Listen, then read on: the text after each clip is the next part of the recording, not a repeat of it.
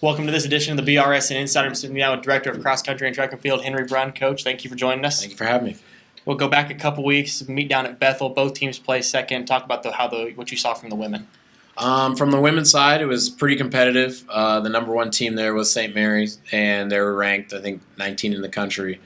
And it's a flat course out there. It was a fast course out there, a little different than what we tend to go to throughout the course of the season.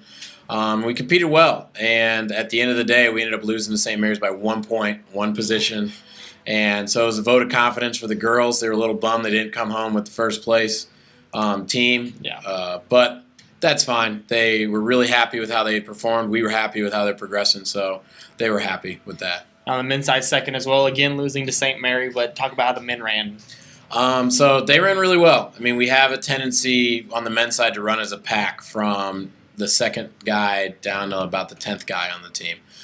So JD led the way. He finished top 10 there in the race, and he was racing with some good competition there from St. Mary's. He had a personal best record there in the 8K. And then the other guys were fighting for spots to go to Minnesota because we were only going to take our top 7, and there were 7 of them running in a pack together for 6 spots. So it was fun to watch them race, and they did really well too. Then you guys went to Minnesota this weekend. We talked about before we started the interview about how crazy all of that was. So just talk about the women and talk about the environment. So the drive up there is about 6.5 to 7 hours. And we got up there, you could tell it's a little bit chillier up in Minnesota, a lot colder than it was down here for the majority of the season so far. When we got there Saturday morning, race time for the girls, it was about 38 degrees outside. So they were pretty cold, but got warmed up real quick. Obviously, the adrenaline and everything keeps you warm, keeps you excited. The race itself had the Division II, Division III, NAIA, and junior college runners all in one race. So there were 415 girls who raced in that race. So it made it kind of tough in that first mile when they were racing to kind of establish their spot because you're running in a mob.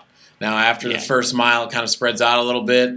And they were running a 6K at Minnesota, and they're used to running 5Ks, the NAIA standard. So it was a little bit longer, but as a whole, they raced really well. Some of them had some good personal bests in the 6K, and it kind of gave them a vote of confidence knowing that they could come back and continue to run some 5Ks the rest of the season. Strategy-wise, what's the biggest difference between running 5K and running 6K?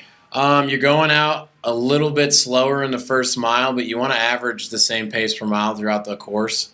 And it's just tough mentally knowing when to kick it in. So when we talk to the girls before they race, usually about a mile in is when we kind of tell them to dial it in when they hear us on the course. So we told them to be a little bit more patient, wait about 1.5 miles in, and then start dialing it in so that you don't die out near the end. And they did fairly well with that concept.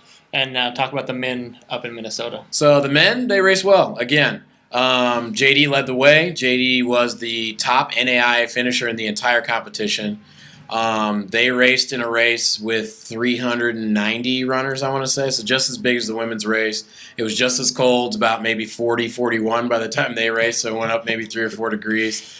But JD led the way and did really well, ended up being Conference Athlete of the Week because of that. And then the guys 2 through 7 raced really well, and they raced in a pack. I want to say 2 through 7 spread was 9 seconds. So they all raced really well together. And talk about John. John, like you said, got Conference Runner of the Week. Talk about how important he is to the men. He's really important. A couple of years ago, we kind of broke through. We changed some training strategies with track during the track season. We were to break through. We broke through really well as a miler. He ended up being an All-American indoors and track, and then broke a couple school records, conference champion outdoor and track that year too. And he's going to be the backbone of what our success is. I think that throughout the course of the season, he's been able to improve his times. He's been sitting in the front of the pack with some of the best runners in the region and in the country every race that he races. And he's been improving to the point where I think he has a legitimate shot at contending for that individual title when conference rolls around in a few weeks. And with him towing along the rest of the guys 2 through 10, they're getting closer to him and he's getting faster. So it's making our team as a whole get faster. And it's incredible to watch them all train together. Third week in a row you have him meet. You go down to Haskell. What are your expectations for this weekend? So third meet and third week. We changed some things up this next week. This upcoming week here. We changed our lifting cycle a little bit, so we might be a little sore. We're kind of getting into a speed period of our training. And so I think this weekend it might be a little sore when we go out there. It's supposed to rain, so it might be a little soggy out there. But it's a familiar course for them. Yeah. The competition is back to regional competition. We're back to our NAI distances. One of the things that we keep talking about with the ladies and the men is that if we want to win the conference title, we can't let any conference team beat us from here on out in any race that we race in. And I know that Baker will be there this weekend and MNU will be there this weekend, some big contenders. So it's just kind of going out there, putting our best foot forward, and then racing in front of the home crowd. Essentially, we're bringing our full track team down there to watch, and we're getting some people from campus to come down to Lawrence and watch because it's close by. All right, Coach. Thank you very much for joining us today. Thank you. Director of Cross Country and Track and Field, Henry Brun, on the BRSN Insider. A wise man once said, "The world offers you comfort, but you were not made for comfort. You were made for greatness."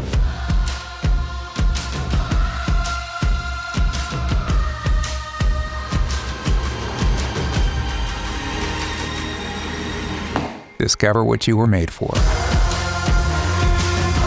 Benedictine College, where greatness begins. Back on the BRSN Insider, I'm sitting down with Benedictine quarterback Shaefer Schuetz. Shaefer, thank you for joining us today. Thanks for having me. 4-1 on the season. Big road win last week at Baker, 23-12 win. Talk about the game. Baker, always a tough team to play, especially over, in Baldwin City. It was their homecoming, so they were really excited to play. A good group of guys, a very athletic bunch. Really proud of the way our defense played. One of the best defensive games I think I've seen since I've been here. Yeah. Which is huge, especially with Coach Gartmeyer's absence right now. So I really think the guys stepped up and kind of played well. I'd like to think for him in a sense. Offensively, really able to move the ball in the run game. Marquise Stewart, 37 carries. Did a fantastic job. Charlie Neihart with a handful of carries as well. Actually ended up being our player of the game. Broke a couple free and had a great game. So I think dominated in the run game. Pass game supplemented well enough, I think. We were able to get out there with a win. Your thoughts on the season as a whole so far? You guys are sitting 4-1, that lone loss to Evangel on the road. Just your thoughts on the season so far. Yeah. So we are 4-1. That one loss coming from Evangel, who is a very good team. As we've seen, they've continued to win, and I think they're 8th in the country right now or somewhere around that number. So a very good team down there in Springfield. So overall, I'm very proud with the way that we've been playing and the way we bounced back from that loss specifically. Came back with a win against Mid-America, a big win, and then last week at Baker, another big win for our program. So overall, I think that loss early in the season was good for us. Yeah. Kind of a wake-up call and kind of a reality check. So I think that's going to end up paying dividends as we move into the back half of the season. Now take us through the weekly routine for the team, what you guys do during the week. Yeah, so Sundays after a game, we watch film of that game. Yeah. And then after that, flush it. We're completely done. We move on to the next week and the next opponent. So Mondays, we get another light lift in, watch some film on who we're going to be playing that week. And then Tuesdays and Wednesdays, we usually have position meetings, so we're kind of broken up a little bit. Yeah. So those kind of vary on times and when you meet. But again, meeting on the upcoming game plan, upcoming scheme, as well as the team that you're getting ready to play. So a lot of film, time in the film room, and a lot of that is done on your own as well. And then practice throughout the week. And then Friday's just kind of that last minute preparation. So this weekend, the CMU game, it's the TV game at home this year. What are your expectations for this weekend? CMU is a very athletic bunch. And we've seen, or at least I personally, just in film, have seen a very large improvement from last season. Yeah. I think they have more athletes on the field, more fundamentally sound, all around just a better team. A scrappy bunch that I know is going to come out wanting to play, wanting to get a win on the road. So we're trying to prepare for that as best we can. And I think we've done a good job this week preparing for that and for them this weekend. And hopefully we come out with a win. Weather this weekend is probably going to play a factor at some point during the game. It's supposed to rain a lot this weekend. For you, what is the biggest changes you make when playing in the rain? Coach Wilcox always kind of preaches to us that no matter what the weather is, it's to our advantage. That's kind of his little slogan, I guess, every game we play in inclement weather. So I've honestly kind of adopted that and grown to believe that as well. I think, obviously people will want to say that there's going to be more of an emphasis in the run game when it's raining, which there might be. But I think that's going to be more contingent upon how they play and how we feel. Yeah. They're reacting to our run game and our pass game. So I think we're going to come out same old Benedictine. No matter what, we're going to execute our game plan that we have set in place for this week, and whatever happens, happens. And you guys start Hart North play next weekend at home against Graceland. What are your expectations going in to Hart North play?